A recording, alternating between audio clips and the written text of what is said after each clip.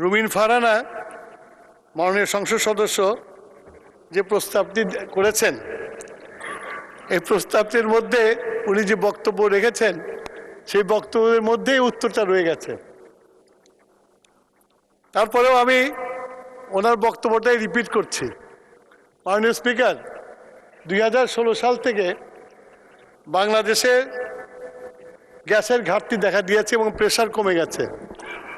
Pressure কমে যাওয়ার ফলে এখন যেসব বাড়িঘরে বিদ্যুৎ গ্যাসের লাইন আছে এবং যেসব ইন্ডাস্ট্রিগুলোতে লাইন আছে সেই সব জায়গায় প্রেশার কমের জন্য সরবরাহ কমে গেছে।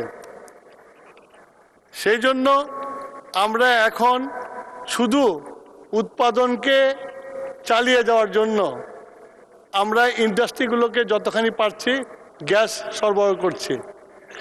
ভবিষ্যতে এটা বলে রাখা দরকার, বিগত ফ্যাসিস্ট সরকার বাংলাদেশের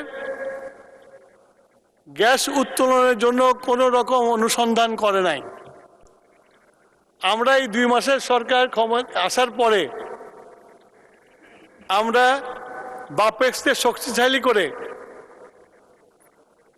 অনুসন্ধান কাজ শুরু করেছি।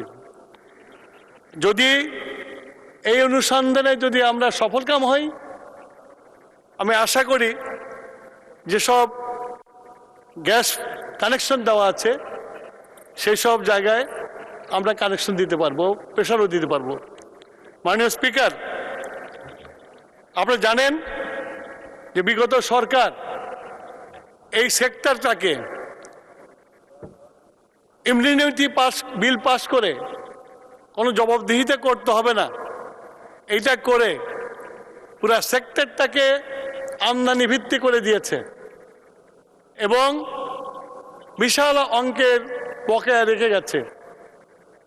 এর মাঝেই আমরা এখন সিদ্ধান্ত নিয়েছি আমাদের দেশীয় গ্যাস ফিল্ডগুলোতে অনুসন্ধান করে এবং আমাদের দেশীয় গ্যাস ফিল্ড যেগুলো পরিত্যক্ত হয়ে গেছে তার মধ্যে যে লেফটওভার গ্যাস আছে সেগুলোকে উত্তোলন করে আমাদের ডোমেস্টিক চাহিদা মেটানোর চেষ্টা করব।